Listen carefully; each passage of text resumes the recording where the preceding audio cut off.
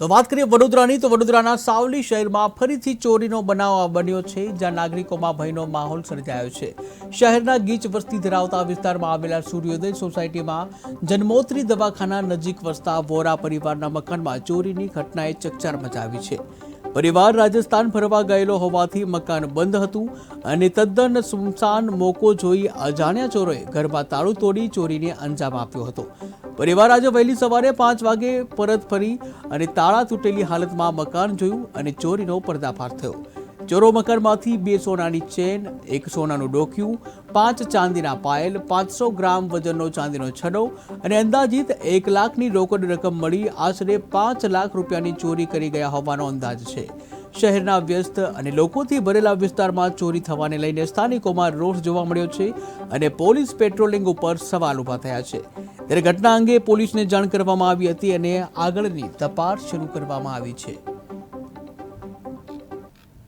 રાજસ્થાન ફરવા ગયા હતા, ત્યાંથી આવ્યા તો જોયું તો દરવાજા ખુલ્લા હતા, બધા આગળ પાછળથી દરવાજા તૂટેલા હતા અને બધું ચાંદી, કેસ બધું ચોરી થયેલું છે।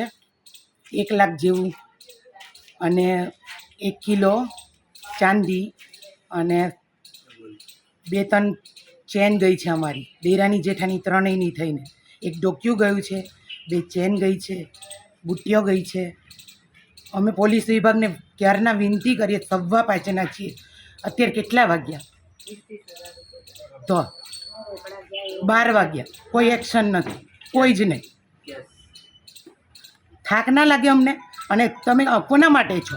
અમારા માટે જ છો ને? કેસ અમારા લાખ રૂપિયા ગયા, કોઈ એક્શન તો લેવી જોઈએ ને। અવિનવી અવારનવાર ચોરી થાય છે। તમારી શું માગણી છે?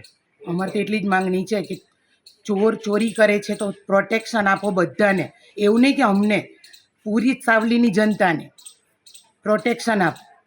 અમે એવું નથી કહેતા કે VIP ટ્રીટમેન્ટ અમને આપો, પણ બધાને આપો। નસીમબેન વોરા, રનિંગમાં 5:15 આવ્યા, રાજસ્થાન ફરવા ગયા હતા, ત્યાંથી આવ્યા તો જોયું તો દરવાજા ખુલ્લા હતા, બધા આગળ